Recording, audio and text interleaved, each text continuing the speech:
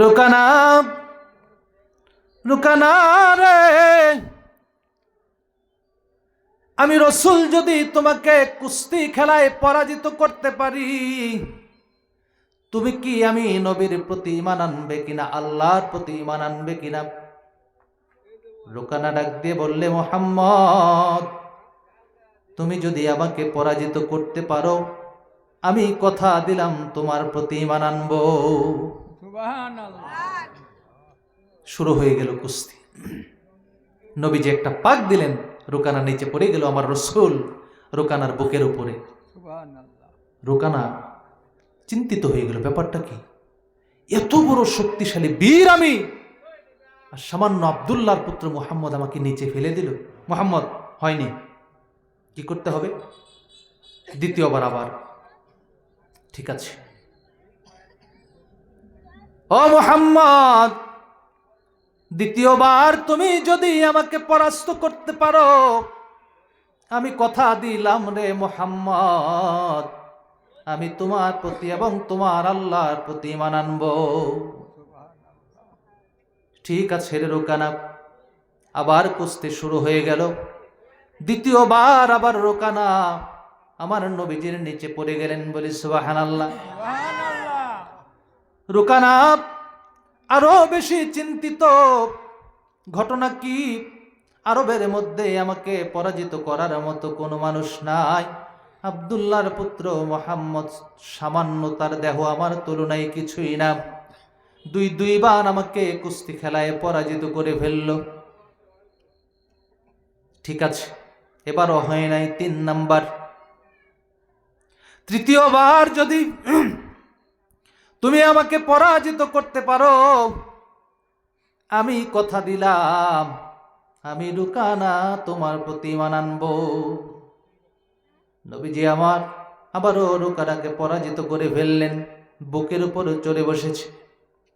ঠিক আছে মুহাম্মদ, তারপরও ঈমান আনতে পারছি না। মুহাম্মদ রে, তারপরও তোমার প্রতি ঈমান আনতে পারছি না। নবীজি আমার বুক ভরা আশা নিয়ে আবার জিজ্ঞেস করলেন, ও রুকানা, জানতে চাই রে রুকানা, আমি রসুল কি করলে তুমি আমার প্রতি ঈমান আনবে?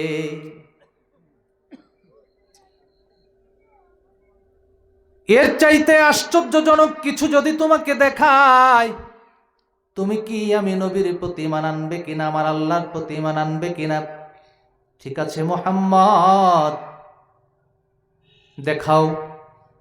ওই দূরে একটা গাছ, একটা বৃক্ষ দাঁড়িয়ে আছে। নবীজি আমার ডাক দিলেন, বৃক্ষ রে, আমার কাছে চলে আসো। আল্লাহু আকবার বলেন। ও বৃক্ষ, তুমি আমার কাছে চলে আসো। বন্ধুগণ আমার, কেমন রসুল পাইলাম! বনের পশু নবী চিনল, পাথর নবী চিনল, গাছে নবী চিনল, হিংস্র পশু পাখিরা নবী চিনল, কিন্তু আশরাফুল মাখলুকাত মানুষ হয়ে নবী চিনলাম না। বৃক্ষ রে, আসো, আমি রাসূলুল্লাহর কাছে আসো। রুকানা আমার নবীজির পাশে দাঁড়িয়ে রয়েছে।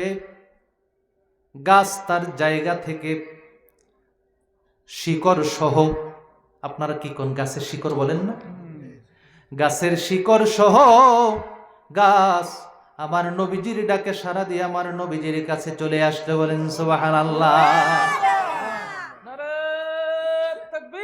আল্লাহু আকবার, ইয়া রাসূলুল্লাহ। বন্ধুরা রে আমার, কেমন রসুল পেলাম, কেমন রসুল তিনি মেরাজে গেলেন। কোনোভাবে আমার রসুলকে কথার দ্বারা আটকানো যায় না, যুক্তির দ্বারা আটকানো যায় না, বুদ্ধির দ্বারা আটকানো যায় না, কালামে পাকের আয়াত দ্বারা আটকানো যায় না। আবু জেহেল চিন্তা করলো কি করা যায়, এমন একজন পারদর্শী ব্যক্তিকে নিয়ে আসবো যার সঙ্গে মুহাম্মদ কথায় পারবে না। ইয়ামেনের বাদশা হাবিব বিন মালিককে ডাকা হলো। ও হাবিব বিন মালিক, তুমি তো অনেক প্রসিদ্ধ বক্তব্য দিতে পারো, তোমার অনেক বাগ্মিতা ক্ষমতা রয়েছে, চমৎকার বক্তব্য তুমি দাও, তুমি চমৎকার বক্তব্য দাও। মুরব্বীর সামনে আসেন, সামনে চলে আসেন, কষ্ট করে আসেন, সামনে আসেন।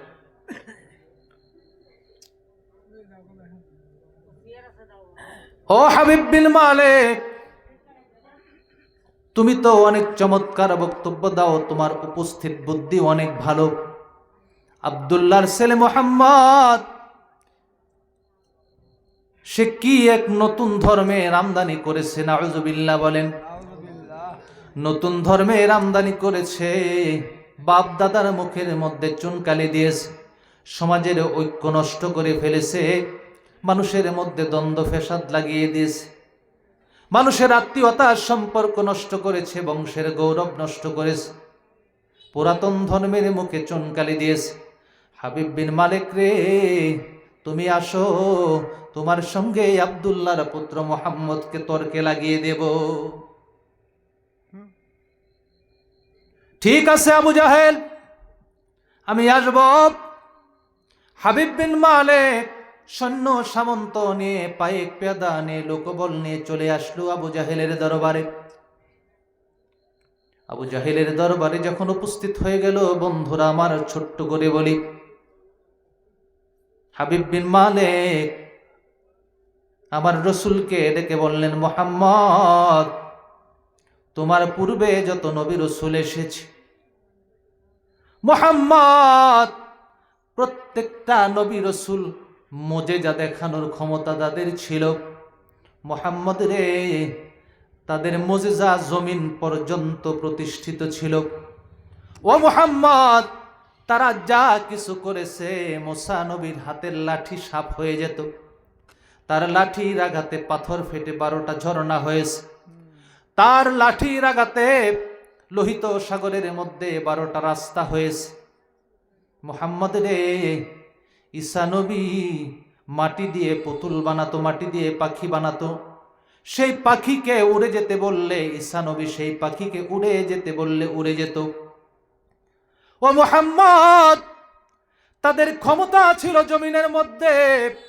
মুহাম্মদ, তুমি তো নিজেকে রাসূল বলে দাবি করো, এমন কিছু মুজিজা দেখাও যা দেখে আমরা বিশ্বাস করতে পারি তুমি সত্য সত্যই নবী।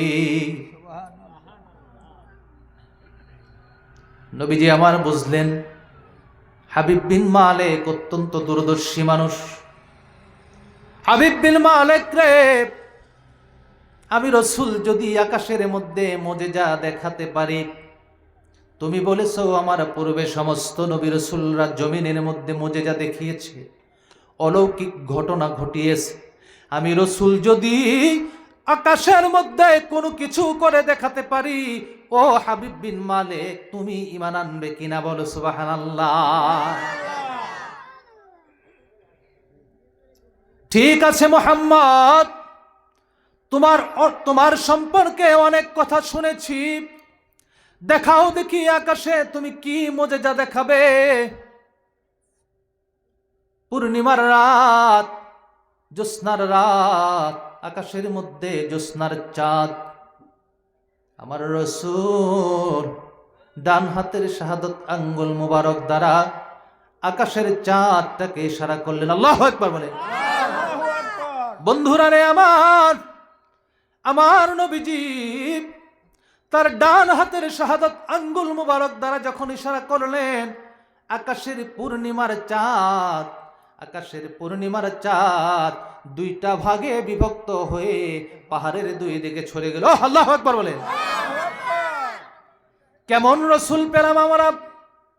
বন্ধুরা রে আমার, যারা জ্ঞানী মানুষ তারা নবী চিনেছে, যাদের কপালে হেদায়াত নসিব হয়েছিল তারা নবী চিনেছে।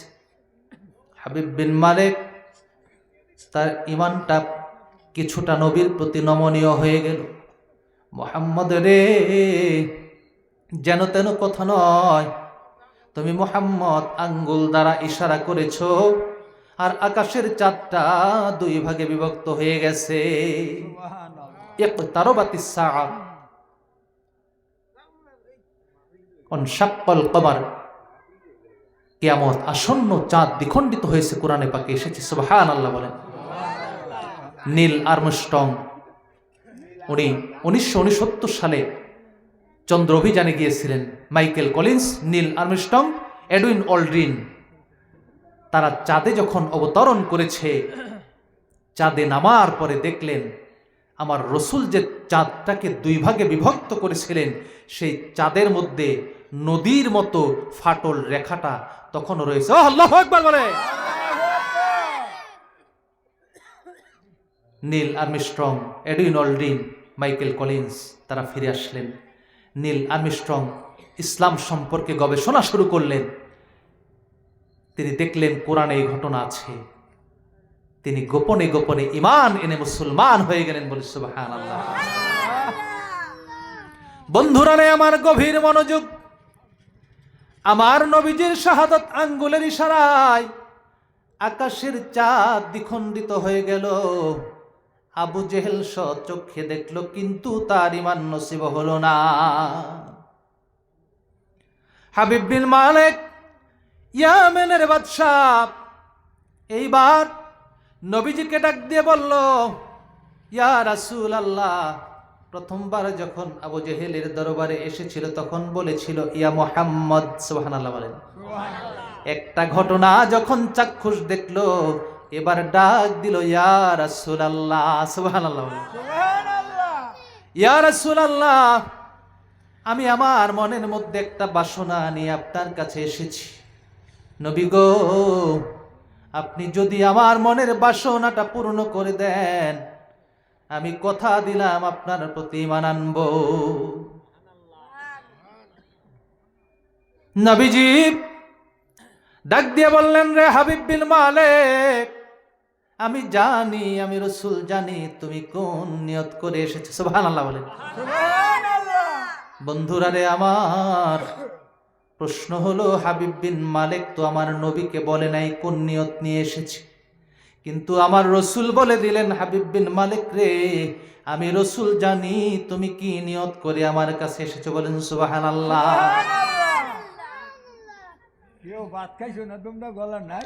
সুবহানাল্লাহ। বন্ধুরা রে আমার রসুল জানেন কিনা? আল্লাহ জানেন, তার রসুল জানেন। আমার আল্লাহ তার রসুলকে যে ইলম দান করেছিলেন, তামাম পৃথিবীর সকল মানুষের ইলম, সকল মানুষের জ্ঞান, আর আমার রসুলের ইলম সম্পর্কে বলা হয়েছে, আমার রসুলের ইলম হলো মহাসমুদ্র, আর তামাম পৃথিবীর সমস্ত মানুষের জ্ঞান হলো তার এক কোনা বালু। সুবহানাল্লাহ বলেন। নবীজি কেমন জানেন? মিরাজ শরীফে রওনা দিয়েছেন আমার নবী। মুসা আলাইহিস সালাতু ওয়াস সালাম তার কবরের মধ্যে নামাজ পড়েন। আমার রাসূল বলেন, আমি যখন মেরাজে যাই, আমি দেখলাম মুসা নবী তার কবরের মধ্যে নামাজ পড়তেছে। বলেন সুবহানাল্লাহ। ও মুসলমান, আমাদের বাড়ি ঘরের পাশে বাবা মা, দাদা দাদি, নানা নানি সবার কবর আছে। প্রতিদিন 10 বার 20 বার কবরের পাশ দিয়ে যায়, কবরের উপরের মাটি দেখি, কিন্তু কবরের ভিতরে কি হয় তা আমরা দেখি না। ঠিক কিনা?